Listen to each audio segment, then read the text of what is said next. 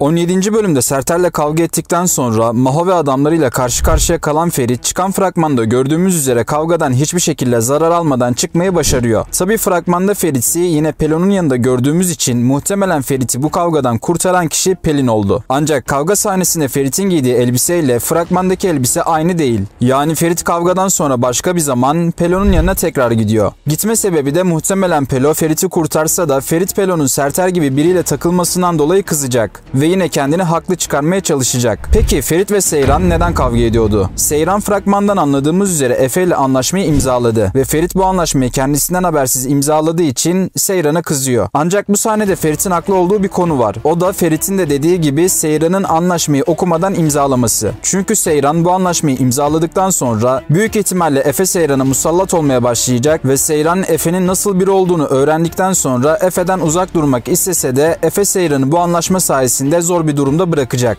Bu sayede Ferit Seyran'ı bu anlaşmadan kurtarmaya çalışarak Seyran'a karşı yine haklı durumuna düşecek. Yani Seyran şu an Ferit'e karşı ne kadar haklı olsa da Efe ile yaptığı anlaşmadan sonra Ferit'e karşı mahcubiyet hissedecek. Ancak bu sayede çiftin ileriki bölümlerde yakınlaşma sahnelerini izleyebiliriz. Peki Seyran Ferit'i Pelo ile mi yakaladı? Ferit yine Pelo'nun yanına gittiği için ve kavgada Seyran yine Pelin'den bahsettiği için büyük ihtimalle Seyran Ferit'in Pelo için Sertel'le kavga ettiğini ve Ferit'in Pelo'nun yanına gittiğini anladı. Bu yüzden üzerime o kadını kuma mı getireceksin derken Ferit'in Pelo için gözlerini karartarak hayatını riske edip kavgaya karışmasından bahsediyor. Yani Seyran aldatılan ve yok sayılan bir kadın olmak istemiyor. Tabi set arkasından gelen haberlere göre Seyran bu sahneden sonra Ferit'e boşanmak istediğini de söyleyecek. Bunun haricinde bölüm sonunda Seyran, Efe, Suna ve Defne bir yerde akşam yemeği yerken Ferit'in bu mekanı basacağı ve ortalığı ayağa kaldıracağı söyleniyor. Yani muhtemelen Ferit ve Efe karşılaşması bu şekilde olacak. Ancak her şeye rağmen Seyran Ferit'i evden kovsa da Ferit'in Pelon'un yanına gitmeyerek Abidin'le sahilde dertleşmesi de oldukça güzel bir ayrıntı olarak fragmana eklenmiş. Yine de Seyran'ı hiç bu şekilde üzgün görmediğimiz için yakın bir zamanda terapi sahneleri de eklenebilir. Peki Defne ile Orhan buluşuyor mu? Defne ve Orhan her ne kadar aralarında çok derin bir şey yaşanmadığını söyleseler de gerçeği aslında hepimiz biliyoruz. Orhan karakterine hayat veren Emre Altuğ Instagram'da yaptığı paylaşımla Defne'nin evinde bir sahne çekildiğini açıklamış oldu. Yani bu bölümde Defne ile Orhan'ın sahnelerini ve aralarındaki geçmişi de öğrenmiş olacağız. Fragmanda en çok sevilen sahnelerden biri de Kazım Ağa'nın Orhan'a karşı "Biz size gelin verdik, köle değil" demesi oldu. Kazım Ağa Seyran'ın arkasında durdukça Seyran Korhanlara karşı daha güçlü bir duruş sergileyebiliyor ve kendini savunabiliyor. Yani kahvaltı masasında Seyran anlaşmayı imzaladığını söyledikten sonra Orhan muhtemelen Kazım'a anlaşmayı geri çekmesini söylese de Kazım Ağa kızın arkasında durduğunu belli ederek tavrını koymuş oldu. Zaten Kazım Ağa aslında güçlü duran kadınlardan hoşlanıyor. Bu yüzden Esma'ya sürekli kızıyor. Hatta Esma eski bölümlerde kahve cezvesini fırlattığı zaman Kazım Ağa Esma'nın bu durumundan hoşlanmıştı. Yani kızının güçlü duruşu Kazım Ağa'yı mutlu ediyor. Son olarak Ömer dizisindeki oyuncuların konuk olarak diziye geleceğini söylemiştik. Ömer ve babası Reşat ya Ferit'in ettiği kavgadan sonra Sertel'in ailesiyle Ferit'in ailesini barıştırmak için konuk olacak. Çünkü bu kavga bu kadar kolay kapanacak gibi durmuyor.